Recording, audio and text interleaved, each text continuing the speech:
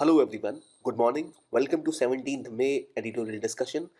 आज मैं आपके साथ डिस्कस करूंगा कुछ बहुत इंपॉर्टेंट डिस्कशन, स्पेसिफिकली जैसे चाइना और यूएस की जो भी वॉर चल रही है, ट्रेड वॉर, इसका प्रभाव भारत के ऊपर क्या पड़ने वाला है, कैसे जो कस्टम ड्यूटीज़ हैं, डंपिंग है, वो क्या होती है। एक और इम्पॉर्टेंट आर्टिकल हेल्थ से जुड़ा हुआ है, जहां हम जानेंगे कि अगर मान लो आपको हाइपर टेंशन है तो क्या वजह है, उसके पीछे क्या तरीके होते हैं जो हाँ हम किसी भी एक लाइफस्टाइल डिजीज़ को काउंटर कर सकते हैं, उसके क्या स्टेप्स होते हैं, क्या क्या कदम गवर्नमेंट ने उठाए हैं, क्या क्या तरीका है जिसको फॉलो अप किया जा सकता है। और फिर हम बात करेंगे फार्मास्यूटिकल इंडस्ट्री के बारे में, बायो फार्मा के बारे में, कि बायो फार्मा का क्या रोल है और किस तरह बायो फार्मा इंडिया के इंडस्ट्रीज़ को रिवोल्यूशनाइज कर रही है और वहाँ पर क्या क्या चेंजेस हो सकते हैं।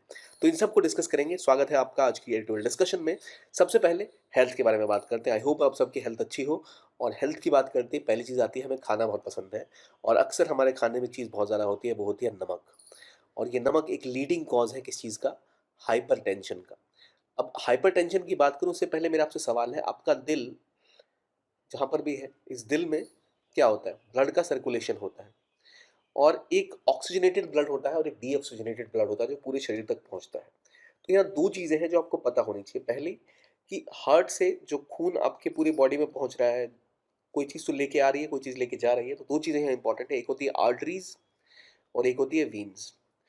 आर्टरीज वो होती हैं जो ब्लड को, जो हार्ट का ब्लड है उसको लेके बाहर की तरफ लेके जाती है बाकी बॉडीज तक। और जो वीन्स होती हैं वो ब्लड को लेके आती है हार्ट तक। यानी जो जो दो ब्लड वेसल्स हैं, आर्टरीज और वीन्स, ये मुख्य रूप से दो काम करती हैं। ठीक है? तो आर्टरीज ऑक्सीजनेटेड ब्लड लेके जाती है हार्ट से बाहर की तरफ, बाकी शरीर तक पहुंचाती है, और वीन्स बाकी ब्लड को लेके हार्ट की तरफ लेके आती है। दो चीज़ें आप समझिए। आर्टरीज की वॉल्स बहुत थिक होती हैं, इनकी वॉल्स थिक होती हैं, और वीन्स की वॉल बहुत थिन होती है। मैं क्यों बता रहा हूँ, बायोलॉजी की क्लास तो है ही नहीं, पर हमें जानना ज़रूरी है समझने के लिए कहानी क्या है। अब जब हमने समझा कि आपके शरीर का जो ब्लड है, जो ऑक्सीजनेटेड ब्लड है, वो आर्टरीज पंप करके उसको लेके जाती है पूरे शरीर तक। तो जब वो उसको लेके जा रही होती है, तो कभी कभी ऐसा होता है कि आपके बॉडी में जो प्रेशर होता है, जो आपके आर्टरीज के ऊपर ब्लड का पड़ रहा होता है, वो बहुत हाई होता है। और इसी सिचुएशन को कहते हैं हम हाइपर टेंशन। जब आपका ब्लड का प्रेशर बहुत नॉर्मल, देखो आर्टरीज खून लेके बाकी जगह तक जा रही है, आपके दिल से निकल के ब्लड हर जगह जा रहा है, तो वो एक प्रेशर चाहिए होगा तभी तो वो ब्लड जाएगा वहां तक। तो जब हाइपरटेंशन की सिचुएशन होता है, तब ये होता है कि आपका ब्लड प्रेशर बाकी के मुकाबले बढ़ जाता है। ठीक है, इसे हम कहते हैं हाइपरटेंशन। और ये एक बहुत बड़ी प्रॉब्लम है हमारे टाइम की, और बहुत से लोगों को हो रहा है ये लगातार। और एक होता है लो ब्लड प्रेशर। जहाँ ब्लड प्रेशर कम हो जाता है तो वो अलग टेंशन आपके लिए बन जाती है। आज हम जिसकी बात करेंगे वो बात करता है हाई बीपी की, यानी ब्लड प्रेशर, जो कि जब प्रेशर आपकी आर्टरीज के ऊपर बढ़ जाता है तो उसकी बात करते हैं, हाइपरटेंशन की। और ये जो इम्पोर्टेंट एस्पेक्ट है, ये हमें ज़रूरी है कि हम समझें कि क्या इसकी कहानी है। अगर आपको ब्लड प्रेशर बढ़ जाएगा तो दिक्कतें क्या आएंगी? आपको ब्रीदिंग में दिक्कत आ सकती है, चेस्ट पेन होता है, हार्ट बीट इरेगुलर हो जाती है, इवन विजन में प्रॉब्लम आती है। तो ये चीज़ तो हमने जान ली। ठीक है, अब इसको कंट्रोल करने के लिए गवर्नमेंट क्या कर रही है और भारत में जो बीमारियां हैं कैसी बढ़ रही हैं। तो भारत में अब जो बीमारियां बढ़ रही हैं वो हैं लाइफस्टाइल डिजीज़। लाइफस्टाइल डिजीज़ क्यों बढ़ रही हैं? क्योंकि हमारी जो डाइटरी हैबिट्स हैं वो बदल रही हैं। और डाइटरी हैबिट्स हम बदले जा रहे हैं, जैसे जैसे होता है हमें पैसा मिलता है, हम उस तरह अपने लाइफस्टाइल को बदलते हैं। और हमारी डाइटरी हैबिट्स जैसे जैसे बदल रही है, वैसे हमें वो और डाल रही हैं एक पॉइंट ऑफ कंटेंशन पे। क्या है, क्या स्टेप्स हैं, इसके बारे में अब जानते हैं। आपने समझ लिया आर्टरीज वीन्स के बारे में, ब्लड प्रेशर के बारे में। लाइफस्टाइल हमारा बदल रहा है और इसलिए हमें अब लाइफस्टाइल डिजीज ज़्यादा हो रही है। फॉर एग्जांपल, आप देखोगे अब लोगों को कार्डियोवास्कुलर डिजीज बहुत होती है। कार्डियोवास्कुलर डिजीज मतलब दिल से जुड़ी हुई बीमारियाँ। तो कार्डियोवास्कुलर डिजीज, मान लो आपको कोई भी, अगर आपका जो फूडिंग हैबिट्स है, अब आप बहुत ज़्यादा मैकडी जा रहे हो या बहुत ज़्यादा पिज्ज़ा बर्गर खा रहे हो, तो वो बहुत ज़्यादा, जिसे कह सकते हैं, highly dangerous to your health है। एक तो बहुत ज़्यादा फ्राइड होता है और बहुत खतरनाक हो सकता है आपके शरीर के लिए। और अब आपको कॉलेरा नहीं हो रहा, कॉलेरा से आपकी जान नहीं जा रही, जो आपको डेंगू से आपकी जान कम जा रही है, मलेरिया से आप नहीं मर रहे। क्यों? क्योंकि वो चीज़ें अब खत्म हो चुकी हैं। आपने माइक्रोब्स के ऊपर कुछ हद तक कब्जा कर लिया, लेकिन आप क्यों अब अपनी ही खुद की ज़िंदगी का स्टाइल मारे जा रहे हैं। तो इसीलिए आज हम बात करेंगे सॉल्ट के बारे में। हमें पता है कि लगातार अभी कोविड को लेकर न्यूज़ आ रही है कि लोगों की बहुत ज़्यादा जानें जा रही हैं, और कहा जा रहा है जो ब्लड है वो क्लॉट कर जा रहा है। उस क्लॉट फॉर्मेशन की वजह से कई लोगों को कार्डियक अरेस्ट यानी हार्ट अटैक आ रहा है, और हम मान रहे हैं कि हमने वैक्सीन लगा ली भाई इसलिए हमारा नंबर आ गया। ऐसा कुछ नहीं है। इसके पीछे जो एक कहानी है कि जो वैक्सीन की जब हम बात करें तो वैक्सीन में रेयरेस्ट ऑफ रेयर केस में ऐसा हो रहा है, तो रेयरेस्ट ऑफ रेयर केस में ऐसे ही बहुत चीज़ें हो सकती हैं। लेकिन अगर आज आप देखें कि आपको वो क्लॉटिंग ना हो या हार्ट अटैक ना हो या स्ट्रोक ना आए, इसका मेन कारण ये है कि जब आपकी जो आर्टरीज हैं वो हेल्दी रहें, ब्लड आपका ठीक से पंप हो पाए। और इसके लिए बहुत इंपॉर्टेंट है कि आपको ब्लड प्रेशर ना हो, क्योंकि अगर आपके पास हाई ब्लड प्रेशर रहता है तो ये क्लॉटिंग और हाइपर और हार्ट अटैक के चांसेस बहुत ज़्यादा बढ़ जाते हैं। और इसीलिए आपके लिए बहुत इंपॉर्टेंट है कि अपनी डाइटरी बेनिफिट्स को चेंज करो। यहाँ एक रिपोर्ट भी आई है, global report on hyper tension, the reach against silent killer, W की रिपोर्ट 2023 में आई थी। अब कहानी ये कि अभी आप देखो तो हर एक साल 10.8 मिलियन लोगों की जाने जाती हैं डिजीज से, जो होती हैं ब्लड प्रेशर की वजह से। और ये टबैको और डायबिटीज से ज़्यादा खतरनाक होता है। देखिए हमारी थाली में दो चीज़ें बहुत प्रोमिनेंटली आती हैं, एक होता है सॉल्ट जो डायबिटीज से मारता है, सॉरी जो ब्लड प्रेशर से मारता है, और दूसरा होता है शुगर जो हमें ओबेसिटी और डायबिटीज से मारता है। तो इन दोनों से हमें दूर रहना है। अगर आपसे पूछा जाए एक आर्टिकल लिखना है आपको हेल्थ कंसर्न्स के ऊपर या कोई ऐसा टॉपिक आ जाए, तो पहली चीज़ यह है आपके पास ये डेटा होना चाहिए कितने लोगों की जाने जा रही हैं। तो considerable 10.8 million people lose the life every year due to this. Tobacco से भी ज़्यादा खतरनाक है ये। और प्लस अभी आप देखो दिक्कत ये है कि हाइपरटेंशन के बारे में लोगों को पता नहीं होता। एक तो अवेयरनेस की कमी है, अवेयरनेस बिल्कुल नहीं है क्या चीज़ होती है ये। लोग इसको डायग्नोसिस बहुत देर से कराते हैं, लोग नॉर्मली अपनी बाकी बीमारियों का टेस्ट कराते हैं, इसको चेक भी नहीं करते। और इसीलिए अवेयरनेस की कमी इतनी है कि 46% एडल्ट हैं जिनको हाइपरटेंशन है, उन्हें पता भी नहीं है कि उन्हें हाइपरटेंशन है। ठीक है, जिनको पता भी है और जिनको चीज़ें हो भी रही हैं उनमें 42% को ही आप देखो उनको डायग्नोज और ट्रीट किया जाता है, वो भी ट्रीट नहीं हो पाते। तो अगर कहा जाए कि 5 लोग दुनिया में अगर ब्लड प्रेशर हाई है तो उनमें हाइपरटेंशन, तो केवल एक व्यक्ति ही उसको कंट्रोल कर पाता है। आम लोग उसको छोड़ देते हैं, कुछ नहीं अपने आप ठीक हो जाएगा। तो इसीलिए आईसीएमआर की एक स्टडी आई है जिसने कहा है 311 मिलियन लोगों को इंडिया में अभी हाई ब्लड प्रेशर या हाइपरटेंशन की समस्या है, और 101 मिलियन लोग अभी डायबिटीज से जूझ रहे हैं। तो यानी आपका नमक 311 मिलियन को प्रभावित किया हुआ है और चीनी 101 मिलियन को प्रभावित किया हुआ है। चीनी पे हम अक्सर बात करते हैं, नमक पे बात नहीं करते, तो आज हम उसी की बात कर रहे हैं। सो एक्सेसिव शुगर इंटेक इसका एक मेन रीजन है। एक तो पहला अवेयरनेस लोगों को नहीं है, अवेयरनेस नहीं है, और इसकी वजह से क्या होता है कि वो उसको डायग्नोस नहीं कराते। डायग्नोस नहीं कराओगे तो पता नहीं चलेगा आपको कोई दिक्कत है, यानी अपनी लाइफस्टाइल वैसी की वैसी ही रखोगे। तो अवेयरनेस का डेटा हमें पता लग गया, डायग्नोसिस का डेटा हमें पता लग गया। अब हम पता करते हैं कि भाई नमक कितना खा रहे हैं। अगर हम अपनी जो सॉल्ट का रिडक्शन कर दें तो जो हमारी कार्डियोवास्कुलर डिजीज है वो 30% तक कम हो सकती है और मोर्टेलिटी 20% तक कम हो सकती है। हाँ, एक आम इंडियन जो है 8 से 11 ग्राम सॉल्ट लेता है, वो डब्ल्यू के रिकमेंडेशन के दुगना से भी ज़्यादा है। हमें 4 से 5 ग्राम सॉल्ट ही चाहिए होता है, उससे भी कम चाहिए होता है। तो इंडिया में इसी की वजह से लगभग 1,75,000 लोगों की जानें हर साल नमक की वजह से जा रही हैं। 1,75,000 people die due to sugar intake every year, high sugar intake leading to hypertension. तो इसीलिए एक बहुत बड़ी समस्या, और ये समस्या केवल उन लोगों के लिए नहीं है जो हाई क्लास या हाई इनकम ग्रुप में है, लो इनकम ग्रुप के ऊपर ज़्यादा समस्याएं हैं। क्यों है लो इनकम के लिए ज़्यादा समस्या है? सॉल्ट ऑब्वियसली सस्ता है, और स्पाइसी खाना और नमक डाल के खाना नॉर्मल लोगों की आदत बन चुकी है इंडिया में। तो जब टेस्ट किया गया foundation for people centric health system के द्वारा, एक एनजीओ है, इन्होंने इसको टेस्ट किया, 50 हेल्थ कैंप लगाए, तो इन्होंने बोला कि 12,000 लोगों को लगभग इन्हें पता लगा कि ये दिक्कतें आती हैं, मोस्टली लो इनकम ग्रुप से आते हैं, जैसे वर्कर्स हो गए, रिक्शा पुलिस हो गए। और यहाँ एक बड़ी समस्या क्या है, एक अवेयरनेस नहीं है, दूसरी डायग्नोसिस की सुविधा नहीं है, और तीसरी ट्रीटमेंट के लिए कोई ऐसा प्लान गवर्नमेंट रन नहीं कर रही। तो इसी को कर्टेल करने के लिए गवर्नमेंट ने एक प्लान रन किया था, और इसका नाम था India hyper tension control initiative. अभी तो इसको बढ़ा दिया गया है, पर इनिशियली 2017 में इसको केवल 25 डिस्ट्रिक्ट्स में लॉन्च किया गया था, देखने के लिए कैसे इसे कंट्रोल किया जाए।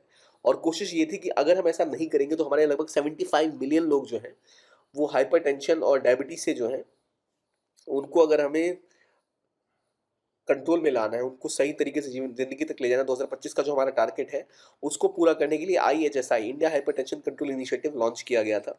और इसमें इन्होंने क्या किया, बहुत सिंपल स्ट्रैटेजी फॉलो की कैसे कंट्रोल किया जाए। इनकी जो स्ट्रैटेजी थी, सबसे पहले इन्होंने क्या किया, एक सिंपल ट्रीटमेंट प्रोटोकॉल का फॉलो किया कि भाई हम एक प्रोटोकॉल बनाते हैं, इस तरह से हम ट्रीटमेंट को फॉलो करेंगे। लोगों को पहले टेस्ट करेंगे, उनका घर का, उनके घर के आसपास उनको क्या सुविधाएं दी जा सकती हैं, वो दवाइयाँ टाइम पे देना, टीम बेस्ड अप्रोच, पेशेंट की मॉनिटरिंग करना, और रिलायबल ड्रग सप्लाई, ये इन्होंने मुख्य रूप से यही सब फॉलो किया था। क्या था चलिए जानते हैं।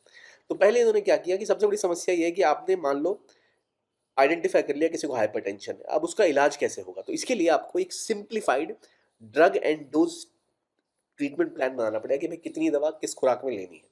तो उन्होंने बोला कि पहले हम क्या करेंगे, जो ड्रग्स की हमारी सप्लाई चेन है उसको स्ट्रांग बनाएंगे कि ड्रग्स जो है वो उन तक पहुंच पाए। ड्रग सप्लाई चेन बढ़ाने की बात की, मतलब कितने लोगों की जानें जा सकती हैं, कितना बजट में एलोकेशन चाहिए इसको कम करने के लिए, कितनी मेडिसिन चाहिए, और कैसे हम टीम बेस्ड अप्रोच फॉलो कर सकते हैं ताकि ये भी चेक किया जाए कि दवाइयाँ ली जा रही है तो उसका क्या प्रभाव पड़ रहा है, अगला क्या स्टेप होना चाहिए। तो इन सबको फोकस करते हुए उन्होंने एक स्टेप बनाया और 6 साल के बाद इन्होंने बहुत सफलताएं प्राप्त की। तो इनकी कुछ इंपॉर्टेंट लर्निंग्स हैं जिसको हम आगे भी यूज़ करने वाले हैं। तो इनकी क्या लर्निंग है? पहली, कि हमें एक सिंपल ट्रीटमेंट प्रोटोकॉल बनाना पड़ेगा, यानी जिस पेशेंट को हमें दवा देनी है उसको उसका पहले एक्सेस मिलना चाहिए और पीपल को हेल्थ सर्विसेज के पास लेके आना चाहिए। लोग जो है वो हेल्थ सर्विस सेंटर के पास आए, उनके लिए सिंपल एक हेल्थ प्लान हो कि भाई आपको ये दवा खानी है, इतने टाइम तक खानी है। उसके बाद उनका फॉलो अप लिया जाए कि इस दवा का क्या असर हुआ। दूसरा, जब आप दवा का असर चेक कर रहे हो यानी आप मॉनिटर कर रहे हो तो क्या हो रहा है, तो वो बोथ क्वांटिफाइबल होना चाहिए और एक्शनेबल होना चाहिए। यानी जो जब आप किसी को मॉनिटर कर रहे हो तो अगर दवा असर नहीं कर रही तो अगला स्टेप क्या है, अगर दवा खाने के बावजूद हाइपरटेंशन बढ़ रही है इसका मतलब कि इनकी लाइफस्टाइल में कुछ दिक्कत है, तो क्या डाइटरी हैबिट्स में बदलाव करना ये उनको बता दिया जा सके। ये सबसे इंपॉर्टेंट लर्निंग्स थी इसकी। और उसके बाद इन्होंने क्या किया, टीम बेस्ड सिस्टम फॉलो किया।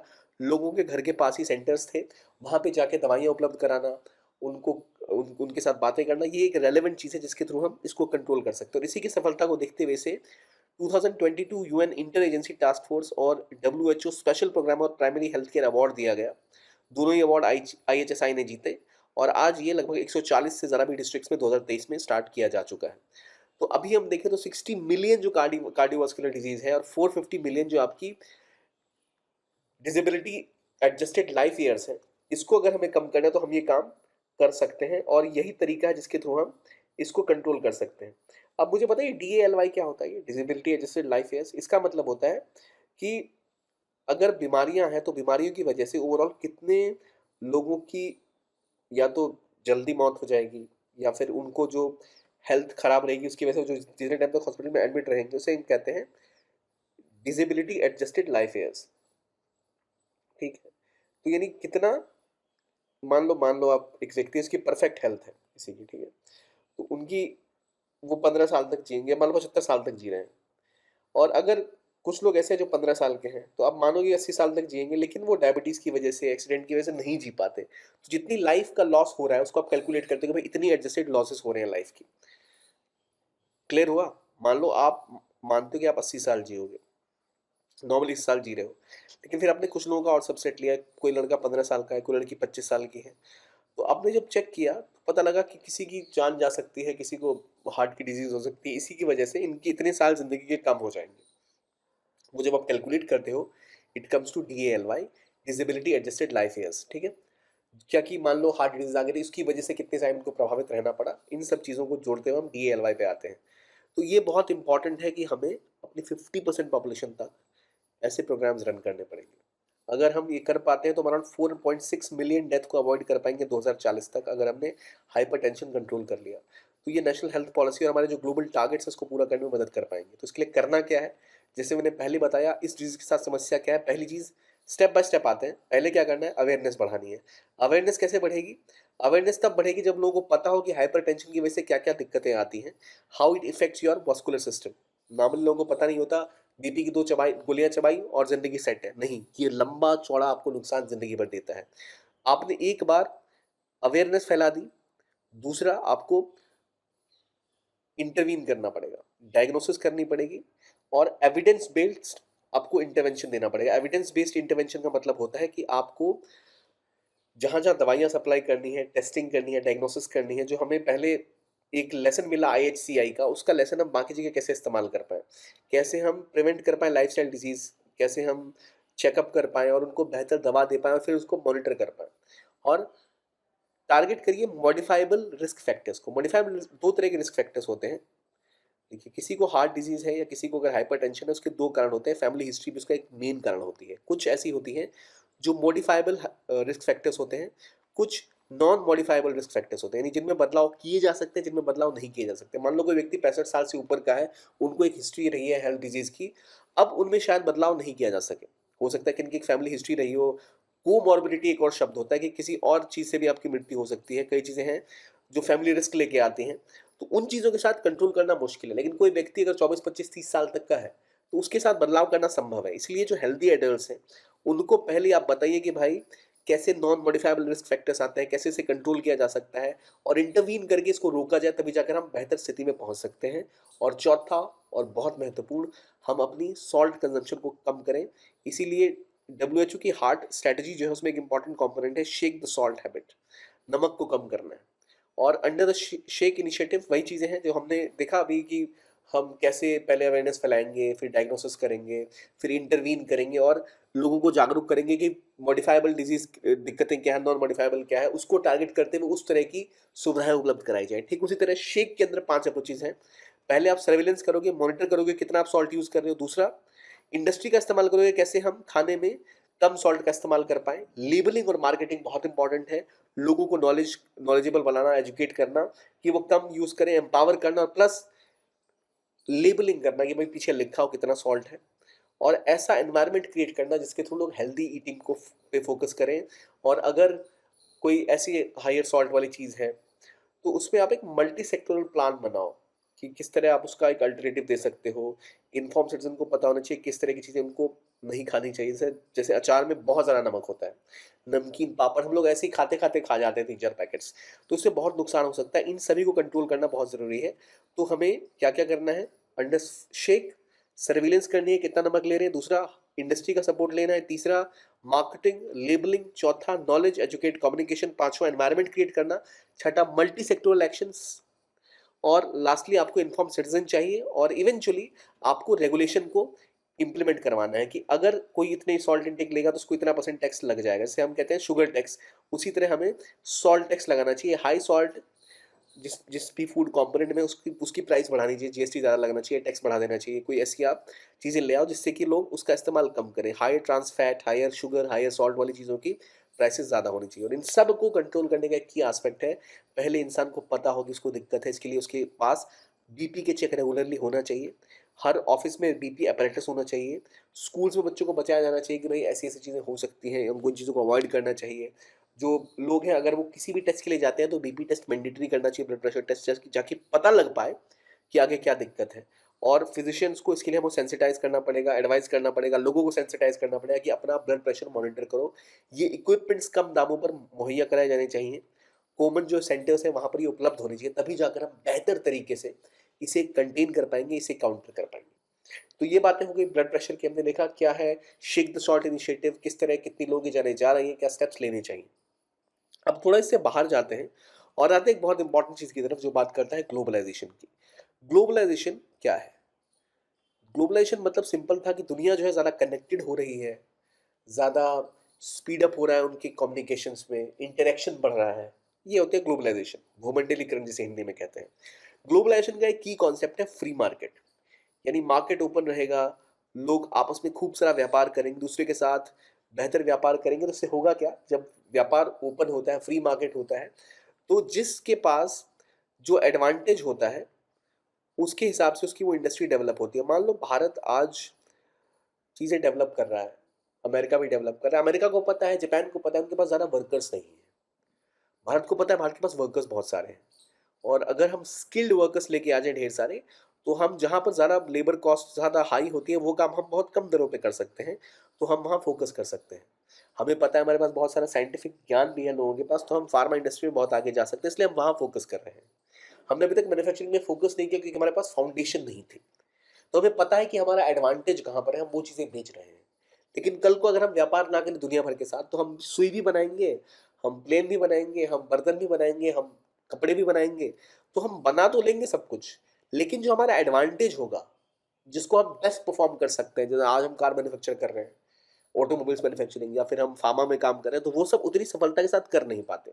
इसलिए फ्री मार्केट का एक बेसिक कहानी है कि बिल्कुल मुक्त व्यापार होगा और लोगों के इंटरेक्शन से जो काम जो सबसे अच्छा कर पाएगा वो काम वो बेहतर तरीके से कर पाएगा। एडम स्मिथ की थ्योरी भी है कि अगर आपके पास ढेर सारे लोग हैं तो उनमें जो स्पेशलाइज्ड काम कर सके, मान लो पिन बनाने की फैक्ट्री है, तो एक व्यक्ति को अगर पता है पिन की धार कैसे तेज करनी है, तो अगर उसको वही काम दिया जाए तो उसको बहुत तेजी से और बेहतर तरीके से कर पाएगा, इससे बहुत सारी पिन जनरेट हो पाएंगी। लेकिन उसी व्यक्ति को अगर पता हो पिन की धार करने का काम भी दे दो, पिन को काटने का काम भी दे दो, तो ढेर सारे काम में उसकी एक्सपर्टीज नहीं है। जो एक्सपर्टीज था वहां पर फोकस करें, ज़्यादा प्रोडक्शन होगा। तो ग्लोबली भी दुनिया में उसी आप एग्जाम्पल से सीख सकते हो कि जो देश जिसमें एक्सपर्ट है, अगर वो काम करे तो वो देश उसमें बहुत आगे जाएगा। और ये सब पुश कौन कर रहा था? ग्लोबलाइजेशन, भूमंडलीकरण, फ्री मार्केट, इन सब का बॉस था यूएसए। 1990s के बाद इसमें पुश आया और यूएसए एक लीडिंग कंट्री थी जो फ्री ट्रेड को, ग्लोबलाइजेशन को पुश कर रही थी। फ्री ट्रेड का एक बहुत इंपॉर्टेंट कंपोनेंट है, फ्री ट्रेड कब होगा? जब ट्रेड बैरियर्स कम होंगे। What are trade barriers? यानी व्यापार करने में, अगर मैं आपके देश में सामान बेचने आऊँ तो आप ऐसा नहीं कि भाई भारत से सामान आ रहा है तो उसके ऊपर 10% कस्टम ड्यूटी लगा दो, 25% कस्टम ड्यूटी लगा दो। वो नहीं होना चाहिए, वरना ट्रेड नहीं हो पाएगा। तो इसीलिए अमेरिका इसे पुश करता था, लेकिन अब ये उल्टा पड़ रहा है। क्यों? क्योंकि अमेरिका ने खुद ही अब चीज़ों पर इम्पोर्ट ड्यूटी लगाना स्टार्ट कर दिया है। चाइना से आने वाले कंपोनेंट के ऊपर, चाइना से आने वाली जो उनका कहना है क्लीन टेक्नोलॉजी है, फॉर एग्जांपल मान लो लिथियम बैटरीज हो गई, या वहाँ से कार्स आती हैं जो ये जो इलेक्ट्रॉनिक व्हीकल्स हैं, ईवीज हैं, उनके ऊपर हाई टैरिफ लगाने स्टार्ट कर दिए, उनके ऊपर काफ़ी ज़्यादा टैक्सेस लगाने स्टार्ट कर दिए हैं। क्यों? क्योंकि उनका कहना है कि चाइना सपोर्ट करता है क्लीन टेक्नोलॉजी को, और वहाँ से अगर हम सपोर्ट लेके आएंगे तो हमारी इंडस्ट्री को बहुत ज़्यादा नुकसान होगा और हमारी सिक्योरिटी को बहुत ज़्यादा खतरा है, हमारी इंटरनल सिक्योरिटी पे खतरा है। फॉर एग्जांपल, हमें पता है टेस्ला एक बहुत इंपॉर्टेंट और बड़ी इलेक्ट्रॉनिक मैन्युफैक्चरिंग कंपनी है, ईवी बहुत ज़्यादा बनाती है, बेचती है कारों को अपनी, लेकिन उससे भी बड़ी कोई कंपनी दुनिया में है तो वो बताइए मुझे कौन सी है? असल में चाइना की कंट्री है बिल्ड योर ड्रीम्स, BYD। वो टेस्ला से भी बड़ी ईवी बनाने वाली कंपनी है, उसने टेस्ला से भी ज़्यादा गाड़ियाँ बेची हैं। तो ऐसी चीज़ें अब चाइना से अमेरिका आ रही है, इसको लेकर अमेरिका कह रहा है कि नहीं, हम इन चीज़ों को नहीं आने देंगे। चाइना से ईवी जो है उनके ऊपर टैरिफ बढ़ाकर 27.5% से 102% तक कर दिया। यानी अगर 10 लाख की कार है वहाँ जाएगी तो 20 लाख की हो जाएगी, तो वो उसको बिल्कुल भी कॉम्पिटिटिव नहीं रहने देगा। तो ये जो हो रहा है इसका प्रभाव क्या हो सकता है? अमेरिका क्यों कर रहा है ये? अमेरिका का कहना है कि भाई एक तो इससे हमारी जॉब बहुत ज़्यादा जा रही है, जॉब लॉस, और प्लस हमारी इंटरनल सिक्योरिटी को खतरा है, और क्योंकि चाइना ट्रेड को डिस्टॉर्ट करता है इसलिए हम चाइना की इन चीज़ों के ऊपर ये बैन लगा रहे हैं। इनका कहना है कि बहुत ज़्यादा अनफेयर सब्सिडीज वो देता है, उनका स्टेट जो उन कंपनीज को एक्स्ट्रा सब्सिडीज देता है जिससे उनका सामान सस्ता हो जाता है। अमेरिका क्या करता है, किसी एक पर्टिकुलर कंपनी को सब्सिडी नहीं देता, क्योंकि अमेरिका में ओपन मार्केट है, भारत में ओपन मार्केट ऐसा तो नहीं किसी एक कंपनी को कहते हैं भाई ये लो 1,000 करोड़ रुपए अपना सामान सस्ते में बना के बेचना स्टार्ट कर दो एक्सपोर्ट के लिए। ऐसा नहीं कर सकते, क्योंकि गवर्नमेंट को कहा जाएगा कि आप पार्शियल हो रहे हो किसी के प्रति। लेकिन अमेरिका का ये आरोप चाइना के ऊपर है कि वो ऐसा कर रही है, क्योंकि चाइना में स्टेट का कंट्रोल है हर चीज़ के ऊपर, जो चाहे वो कर सकते हैं। लेकिन ये जो चाइना का आरोप है कि चाइना के ऊपर आरोप है कि वो अनफेयर तरीके से सब्सिडीज देते हैं, जिसकी वजह से उनकी लिथियम बैटरी हो गई, ईवीज हो गई, बहुत सस्ती हो जाती है। ये आरोप लगा के इन्होंने इनका इम्पोर्ट रोकने की बात कर दी। इंडिया को भी फायदा, इंडिया भी चाहता है कि भाई चाइना से लोग इम्पोर्ट ना करें, हम अपना एक्सपोर्ट बढ़ा दें। लेकिन क्या ये चीज़ लॉन्ग टर्म में बेहतर है वर्ल्ड के लिए? इससे होगा क्या? ट्रेड वॉर स्टार्ट हो जाएगी। अब चाइना से जो सामान है वो अमेरिका नहीं जाएगा, तो चाइना बाकी देशों में उस सामान को बेचने की तैयारी करेगा। और जहाँ पर अभी ईवीज, इलेक्ट्रॉनिक व्हीकल्स, या फिर लिथियम बैटरीज, या जो ऐसे कंपोनेंट हैं वो ज़्यादा डेवलप और मैन्युफैक्चर नहीं हो पा रहे, वहाँ पर चाइना उनकी डंपिंग करना स्टार्ट कर देगा। डंपिंग मतलब ये हो गया कि मान लो चाइना अभी जो कार बना रहा था, वो कार मान लो 10 लाख रुपए में बना रहा था, ठीक है, 10 lakhs में, और वो अमेरिका में जाके उसको 15 लाख रुपए में बेचता। जबकि अमेरिका में टेस्ला वगैरह जो गाड़ियां बनाते हैं वो 20 लाख की बनती हैं, तो वो 25 लाख की बेचती हैं। तो एक एडवांटेज था चाइना के पास, कॉस्ट एडवांटेज। अब अमेरिका ने क्या किया, बोला 100% टैक्स। तो एक कार जो है 15 लाख से बढ़ के कितनी हो गई, 30 lakhs की हो गई बिकते टाइम वहां पर। तो बहुत महंगा पड़ गया, उनको नहीं बेच पाएंगे वहां वो। तो ये कहेंगे कि भाई जो गाड़ी हमने 10 लाख में बनाई थी, हम 15 लाख में बेचने की कोशिश कर रहे थे, अब बिक तो सकती है अमेरिका में। 10 लाख की गाड़ी आप हर जगह तो नहीं बेच सकते। वो सोचेंगे कहीं और बेचते हैं इसको, चलो इंडिया में बेच देते हैं। इंडिया में जाके अगर हम बेचने आए तो वहाँ पे इस रेट पे तो गाड़ियाँ बिकेंगी नहीं, लोग खरीद नहीं पाएंगे। तो हम एक काम करते हैं, हमारा 10 लाख का सामान खराब हो, इससे अच्छा हम इस सामान को इंडिया में जाके 5 लाख में बेच दे देंगे। लॉस, 5 लाख का लॉस लेके हम 5 लाख में बेच देंगे। तो उससे होगा क्या कि मान लो शायद हमें लॉस लग रहा है, एक गाड़ी पे आधे का लॉस लग रहा है, पर हमारी गाड़ियाँ बिक तो रही हैं। और होगा ये कि हमारी गाड़ियाँ बहुत सस्ते में आएंगी, वो सारी की सारी गाड़ियाँ बिक जाएंगी 5 लाख रुपए में। तो इंडिया में लोग मारुति की गाड़ियाँ नहीं लेंगे, टाटा की गाड़ियाँ नहीं लेंगे, hyundai की नहीं लेंगे। पूरा का पूरा मार्केट चाइनीज़ कब्जे में आ जाएगा। जब वो कब्जे में आ जाएगा और बाकी हमसे कम्पीट नहीं कर पाएंगे, तो 5 साल बाद हम फिर अपना दाम बढ़ाना स्टार्ट करेंगे। अब आप कहोगे इतना लॉस जो लग रहा है उसका पैसा कौन देगा? कोई बात नहीं, चाइना की गवर्नमेंट हमें सपोर्ट कर देगी। हम चाइना की गवर्नमेंट को बोलेंगे कि बाद में हमारा प्लान है, भविष्य में हम इसको पूरा कंट्रोल करें। तो इस तरह से चीज़ आती है डंपिंग। तो उसे कहते हैं डंपिंग। सस्ती दामों पर, कम दामों पर लॉस लेते हुए भी उन चीज़ों को इंडिया में बेचना, जिससे कि इंडिया का इंटरनल मार्केट कंप्लीटली डिस्ट्रॉय हो जाए और बाद में चाइना उसका फ़ायदा उठा सके। ये चीज़ें हो रही हैं। अब अमेरिका ने मान लो जब इनका इंपोर्ट बंद कर दिया, तो उससे क्या कस्टमर्स को फ़ायदा हो रहा है, नुकसान हो रहा है? कस्टमर्स को नुकसान हो रहा है। अगर चाइना की कंपनी वहाँ पर आकर गाड़ियाँ बेचती थी, तो टेस्ला को भी और अपने दाम कम करने पड़ते, टेक्नोलॉजी में बढ़ावा करना पड़ता, अब वो नहीं हो रहा है। तो ये से ट्रेड को बहुत बड़ा नुकसान हो रहा है। और जो मैंने एडम स्मिथ का एग्ज़ाम्पल दिया, टिन फैक्ट्री वाला, तो इन्होंने कहा था कि एक राइवलरी हैप्पी इकोनॉमी होती है। राइवलरी हैप्पी इकोनॉमी मतलब अगर लोगों के बीच में कंपटीशन है, तो वो जो सबसे अच्छा बना सकते हैं वही बनाते हैं, इन वाला एग्जांपल, ठीक है। लेकिन अगर राइवलरी नहीं रही, वो अपना देश सब कुछ बंद करके रखने लग जाए, तो हर चीज़ हर कोई बनाने लग जाएगा और जो उसका एडवांटेज है वो उसको खत्म हो जाएगा। तो इसीलिए अभी हम देखें तो जो अमेरिका बैरियर बढ़ा रहा है, इससे ग्लोबल ट्रेड वॉर स्टार्ट हो जाएगी, डंपिंग स्टार्ट हो जाएगी और दुनिया भर के लिए बेहतर नहीं है ये। और इसीलिए न्यू दिल्ली का एजेंडा ये होना चाहिए कि अभी हमें जहाँ पे एक्सपोर्ट का ऑप्शन मिले चाइना से, लोग अब धीरे धीरे अगर अमेरिकी और अमेरिकी देश जो उनके करीब हैं, वो अगर उनसे बैन लगाते हैं, तो भारत के पास एक मार्केट खुलेगा एक्सपोर्ट करने वाला। वहाँ पर इंडिया को एक्सपोर्ट करना चाहिए और ध्यान रखना चाहिए कि हमारे देश में डंपिंग ना हो। और जो क्लीन टेक मार्केट है चाइना का, वो बहुत अच्छा है। चाइनीज़ जो इक्विपमेंट है कम कीमत पे बनाते हैं, इसीलिए अगर हमें भी अपना इमिशन कम करना है, हमें भी क्लीन एनर्जी की और क्लीन टेक्नोलॉजी की ओर ट्रांसफर करना है, तो हमें चाइना से की ज़रूरत पड़ेगी। तो हम कंप्लीटली चाइना को अमेरिका की तरह शन नहीं कर सकते, हम उनको बिल्कुल हटा नहीं सकते। तो इसीलिए हमें भी अपनी इकोनॉमी और अपने टारगेट्स को देखते हुए चाइना को साथ लेके जहाँ चलना है हम लेके चल पाएंगे। ये सावधान रहना है कि डंपिंग ना हो चाइना से इंडिया में। अब एक तो डंपिंग ये है कि भाई भारत का मार्केट खराब करने के लिए आप डंपिंग कर रहे हो। दूसरा ये है कि भारत में आप चीज़ें बहुत कम दरों पे देके आ रहे हो, ठीक है, बहुत कम कॉस्ट में इंडिया में आ जाएंगी। अब हम क्या करेंगे, यही चीज़ इंडिया से एक लेबल लगा देंगे कार के ऊपर, मेड इन इंडिया। मान लो ईवीज ना चाइना से नहीं जा सकती अमेरिका, वो ईवीज को इंडिया में भेजेंगे और इंडिया में मान लो गाड़ियां आई, कार सारी भेज रही, कार की छत नहीं भेजी उन्होंने, छत बाद में आई और छत इंडिया से बना के जोड़ दी उन्होंने उसके ऊपर। अब लिख दिया भाई गाड़ी जो कंप्लीट फॉर्म में है वो तो इंडिया में बनी है, छत तो पहले थी नहीं, कार तो थी नहीं है। और तब वो इंडिया से उसको भेजे तो अमेरिका जा सकता है। तो उसे कहते हैं कि भाई आप इंडिया से री एक्सपोर्ट करना चाहते हो अमेरिका में। जैसे इंडिया का सारा सामान पाकिस्तान कैसे पहुंचता है, पहले हम यूएई एक्सपोर्ट करते हैं, पाकिस्तानी वहां से यूएई से उसको उठा के पाकिस्तान लेके चले जाते हैं। उनको पता है इंडिया सस्ती दामों पे चीज़ें बना रहा है और कोई तो देगा नहीं, तो वहां से चीज़ें उस तरह वो एक्सपोर्ट करके ले जाते हैं Pakistan via UAE.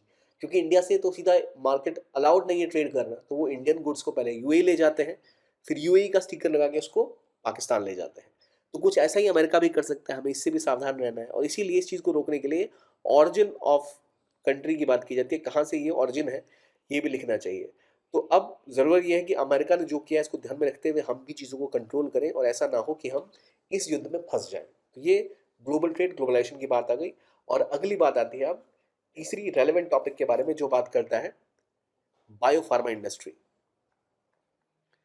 Bio pharma industry एक इंडिया का मेजर सेक्टर है और पीजीएस पेपर 3 के लिए बहुत रेलेवेंट है आपके लिए। फार्मा में इंडिया की ग्रोथ लगातार बढ़ रही है, इंडिया की फार्मा इंडस्ट्री ग्रो कर रही है लगातार। और अगर हम देखें तो अराउंड 40-50 बिलियन डॉलर के आसपास इंडिया की फार्मास्यूटिकल्स इंडस्ट्री आज है। और जब कोविड का पीरियड आया, तो दुनिया का एक फोकल पॉइंट बन गया कि जिस देश के पास एक स्ट्रांग फार्मास्यूटिकल इंडस्ट्री थी, वही देश अपने लोगों की जानें बेहतर तरीके से बचा पाया, वैक्सीन डेवलप कर पाया। तो इसलिए एक प्रायोरिटी सेक्टर बन चुका है दुनिया में। ग्लोबल बायो फार्मा जो है वो स्टार्ट हुआ 1982 के बाद से।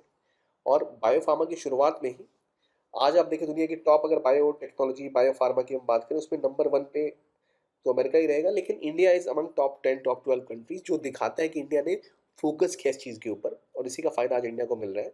इंडिया एक की कंट्री है और दुनिया में माना जा रहा है कि 528 बिलियन डॉलर का ये मार्केट है, 528 बिलियन डॉलर्स का ये मार्केट है। तो इसीलिए भविष्य में बहुत संभावना है इस मार्केट में, तो इंडिया इसको हमेशा कैप्चर करना चाह ही रहा है और इंडिया के लिए बहुत रेलेवेंट है ये। अब सवाल पहला मेरा आपसे ये कि बायो फार्मास्यूटिकल्स आप समझते क्या, what is bio pharma, bio pharmaceuticals क्या होते हैं? तो असल में ये वो मेडिसिन होती हैं या वो दवाइयाँ होती हैं जो डेवलप होती हैं किस चीज़ से, ये डेवलप होती हैं, ऐसी दवाइयाँ डेवलप हो रही है या तो लिविंग सेल से, ऑर्गेनिज्म से, जिसको आप बायोटेक्नोलॉजी के मेथड से डेवलप करते हो, ठीक है। मान लो कि साइटोकाइंस है, या आपका कोई एंजाइम रिसेप्टर हो गया, या फिर डीएनए वैक्सीन्स हो गई, ये कैसे डेवलप होती हैं? लिविंग ऑर्गेनिज्म से ही आप इसको टेस्ट करते हो, वहाँ टेक्नोलॉजी का इस्तेमाल करके आप लेके आते हो, तो यहाँ उसे कहते हैं बायो फार्मास्यूटिकल्स। तो इसमें क्या होता है, पहले किसी आप लिविंग ऑर्गेनिज्म का जीन का इस्तेमाल कर सकते हो, उस जीन से आप कुछ दवाइयाँ डेवलप कर सकते हो। बायोसिमिलर्स एक इम्पॉर्टेंट एग्जाम्पल है इसका। चलिए ये सब जानेंगे पहले, तो पहले इसको देख लेते हैं कि भाई मार्केट कितना है, 528 मिलियन क्या है, ये हमने समझ लिया। अब इंडिया में क्या कहानी है। इंडिया में अभी ये 92 बिलियन डॉलर की बायो फार्मा इंडस्ट्री है। 15% की ग्रोथ है लगातार। और जैसे जैसे डिजीज बढ़ रही है, हाई इनकम ग्रुप लोगों का बढ़ रहा है, बेहतर ट्रीटमेंट की डिमांड हो रही है, उसी प्रकार से ये और ज़्यादा तेजी से बढ़ेगा। तो इसलिए बहुत इंपॉर्टेंट है कि आज हम इसके ऊपर रिसर्च और इनोवेशंस के ऊपर खर्च करें। अगर हम आज अपने रिसर्च के ऊपर इन्वेस्टमेंट नहीं करेंगे, तो कल को जो अमेरिकी कंपनी है वो इस पे आगे निकल जाएगी। और अमेरिकी कंपनीज को और वहाँ जो फार्मा है उसको कहते हैं बिग फार्मा। वो मैक्सिमम चीज़ों को कंट्रोल करते हैं। वो कोशिश करते हैं कि जो फार्मास्यूटिकल्स की प्राइस है वो बहुत हाई रहे। अगर कैंसर का इलाज आप अमेरिका में कराओगे तो आपको लाखों रुपए की दवाइयाँ मिलेंगी, इंडिया में वो दवाइयाँ हज़ारों रुपए में मिल जाती हैं। तो एक बेसिक डिफरेंस है जिसको समझना बहुत ज़रूरी है। तो इंडिया की जो फार्मास्यूटिकल कंपनीज है, they are smaller compare to American companies. But what they are trying to do is that they are producing it at a very lower cost. और वहाँ की जो फार्मास्यूटिकल कंपनीज है वो करती क्या है, वो दवा बनाती हैं, जो इंटेलेक्चुअल प्रॉपर्टी होती है, जो दवा बनाने का प्रोसीजर है, उसके ऊपर आईपी ले आती है। उनको उसके ऊपर कह सकते हैं कि उनको मिल गया कि भाई ये हमारा इसके ऊपर हमारा आईपी है, ये तो हम इसका इस्तेमाल कर सकते हैं, केवल हम ही इस प्रोसेस से दवा बना सकते हैं। और उन दवाइयों का दाम बहुत हाई रखते हैं वो, जिससे मैक्सिमम प्रॉफिट कमा पाएँ। और जो दवा वो बनाते हैं बहुत मुश्किल होती है फिर बाकी लोगों के लिए उसको अफोर्ड कर पाना। इसलिए अफ्रीका जैसे देशों में जब एड्स तेज़ी से फैल रहा था अफ्रीकन कंट्रीज़ में, तो इंडिया की फार्मास्यूटिकल कंपनी से दवाइयाँ वहाँ उपलब्ध कराई जिसको लोग यूज़ कर पाएँ, अदरवाइज़ तो यूज़ करना भी संभव नहीं होता। ठीक है? ये एक चीज़ है जिसके लिए इंडिया को अभी इसको पुश करना बहुत ज़रूरी है। अब कैसे पुश किया जाए? इंडिया में दिक्कत क्या है कि जो इंडस्ट्री है वो तो काम कर रही है लेकिन एकेडमिया के साथ टाई अप नहीं है। अमेरिका में स्टैनफोर्ड हो गया, हार्वर्ड हो गया, इनको जो वहाँ की बड़ी-बड़ी बिज़नेस कॉर्पोरेशंस हैं वो फंडिंग देती है, उनकी फंडिंग की मदद से वो ज़्यादा चीज़ों को डेवलप कर पाते हैं। अभी रिसर्च की बहुत ज़्यादा ज़रूरत होती है और इस रिसर्च को में एकेडमिया जो है वो बहुत आगे होता है। तो ज़रूरी है कि मैन्युफैक्चरिंग जो ग्रुप्स है, इंडस्ट्री है, वो एकेडमिया के साथ, यूनिवर्सिटी के साथ कोलैबोरेट करे। एकेडमिया के पास स्किल है और इंडस्ट्री के पास कैपेसिटी है कि उस स्किल का इस्तेमाल करके इसको कमर्शियलाइज़ किया जा सके, मैन्युफैक्चर किया जा सके, टेस्ट किया जा सके, दवाइयों का अप्रूवल लिया जा सके। तो इसलिए बहुत इंपॉर्टेंट है कि आपको अगर दवाइयाँ डिस्कवर करनी है तो उसमें एकेडमिया का जो रोल है उसको आप नहीं छोड़ सकते। कई एग्ज़ाम्पल है ड्रग्स की, जैसे रेज़िस्ता हो गया, पेस्लिटेक्सिल हो गया, ये सारी एकेडमिया के थ्रू ही डेवलप हुई थी। लेकिन एकेडमिया के साथ दिक्कत ये है कि एकेडमिया मार्केट को ध्यान में रखते हुए काम नहीं करते। वो रिसर्च को देखते हुए काम करते हैं। यूनिवर्सिटी लेवल पे जो रिसर्च हो रहा है या जो और स्कॉलर्स हैं जो रिसर्च करते हैं, तो कहा ये जाता है कि अगर इनके साथ टाई अप हो, इनकी जो पब्लिकेशन है उसका टाई अप किया जाए तो बेहतर तरीके से ड्रग डिस्कवरी एकेडमिया में हो सकती है। उस ड्रग को टेस्ट करना, उसका अप्रूवल लेना, उसको बड़े लेवल पे लॉन्च करना, ये काम इंडस्ट्री कर सकती है। तभी जाकर इंडिया का जो इतना बड़ा वास्ट नेटवर्क है एकेडमिया का, वास्ट नेटवर्क है इंडस्ट्री का, इसमें कोलैबोरेशन की बहुत ज़रूरत है। भारत में इंडस्ट्री के साथ अभी तक जो मैन्युफैक्चरिंग आउटलेट्स हैं, जो इंडस्ट्री है वो कोलैबोरेट नहीं करती, इसलिए इसको जानना बहुत ज़रूरी है। अदरवाइज़ हम ऐसा नहीं करेंगे तो हम कभी भी पूरी तरह से कम्पीट नहीं कर पाएँगे। फॉर एग्ज़ाम्पल इंडिया की जीन थेरेपी है कैंसर के लिए, आईआईटी बॉम्बे ने डेवलप किया, टाटा मेमोरियल सेंटर में। और कई ऐसी चीज़ें हैं जहाँ आप देखोगे, थ्री पैरेंट बेबी का एग्ज़ाम्पल जो आप देते हो, ये सब बेसिकली पहले एजुकेशनल इंस्टीट्यूशंस में ही स्टार्ट हुए। तो आईआईटी स्पेसिफिकली एक बड़ा एग्ज़ाम्पल है जहाँ पर आप देख सकते हो इस तरह की चीज़ें डेवलप होती हैं। ठीक है? तो वो हमें करना बहुत ज़रूरी है। अगर हम ये कर पाते हैं, तो हम ज़्यादा बेहतर स्थिति में पहुँच पाएँगे कि हम बेस्ट आउटपुट दे पाएँ ड्रग जनरेशंस का। फाइज़र आईआईटी दिल्ली ने एक प्रोग्राम भी लॉन्च किया है, इंड इनोवेशन और आईपी प्रोग्राम, जिसमें कि फाइज़र जो अमेरिकी कंपनी है फार्मास्यूटिकल्स की, वो आईआईटी दिल्ली के साथ काम कर रही है इसके ऊपर, जिसके साथ तहत कई सारे हेल्थ केयर इनोवेटर्स और इंटेलेक्चुअल प्रॉपर्टी फाइलिंग के लिए डायग्नोस्टिक में, ड्रग डिलीवरी में, ये इनमें सपोर्ट करेंगे। तो देखिए होता ये है कि जब सालों की रिसर्च करके कोई एक दवा बनाई जाती है, कोई टेक्नोलॉजी डेवलप की जाती है, तो बहुत रेलेवेंट होता है कि आप उस चीज़ को आप उस पे आईपी ले पाओ, तभी जाकर आप उसको सेव कर पाते हो, क्योंकि आपको पैसे भी तो चाहिए ना, एक इंसेंटिव भी तो चाहिए। और इससे होगा ये कि आपका टैलेंट तो ऐसा होगा जिसके पास पहले से स्किल सेट होगा। मान लो किसी ने रिसर्च किया एकेडमिया में, बाद में उसको इंडस्ट्री ने हायर कर लिया जब वो अपनी पढ़ाई छोड़ के बाहर निकले, तो उससे इनोवेशन को बढ़ोतरी मिलेगी, स्किल सेट डेवलप वाले लोग मिल जाएँगे आपको, जहाँ हमें बहुत इंपॉर्टेंट इन चीज़ों में फ़ोकस करना। तभी जाके इंडिया की बायोफ़ार्मा इंडस्ट्री भी नेक्स्ट लेवल तक जा सकती है। अभी ये है कि कई सारी फार्मा कंपनीज जैसे आप देख लो, जैसे सन फार्मा हो गई, या फिर हालांकि रेनबैक्स ही बहुत बड़ी कंपनी थी पर वो बंद हो गई। और अभी भी वैसे कई सारी आपको जो कंपनीज है ऑपरेट कर रही है इस रीजन में, तो जो बड़ा रोल निभा सकती हैं और बड़ा रोल निभा रही है दुनिया ग्लोबल कैपेबिलिटी बिल्डिंग में। इंडिया का एक की रोल है, क्योंकि इंडिया में वैल्यू चेन भी है और इंडिया में टैलेंट भी है, तो उनको एंगेज करने के साथ स्ट्रैटेजी बनाई जा सकती है। लेकिन करना क्या है, अभी ज़रूरी है कि हम इंडस्ट्री एकेडमिया लिंकेज को बिल्ड करें। और जैसे biotechnology industry research assistance council है और नेशनल बायोफार्मा मिशन है, ऐसे हमें और इनिशिएटिव्स करने चाहिए जिससे कि भारत की जो बायोफार्मास्यूटिकल कैपेबिलिटीज़ हैं वो ग्लोबल लेवल पे ग्रो करें। ये नहीं कि हम केवल इंडिया में और उनका जो आईपी है हम उसको किसी तरह लाइसेंसिंग करा के इंडिया में दवाइयाँ सस्ती बना लें, उससे काम नहीं है। हमें कटिंग एज टेक्नोलॉजी, बड़ी बड़ी बीमारियों का इलाज ढूंढना है, तो इसके लिए हमें खुद को एक स्टेप लेना पड़ेगा।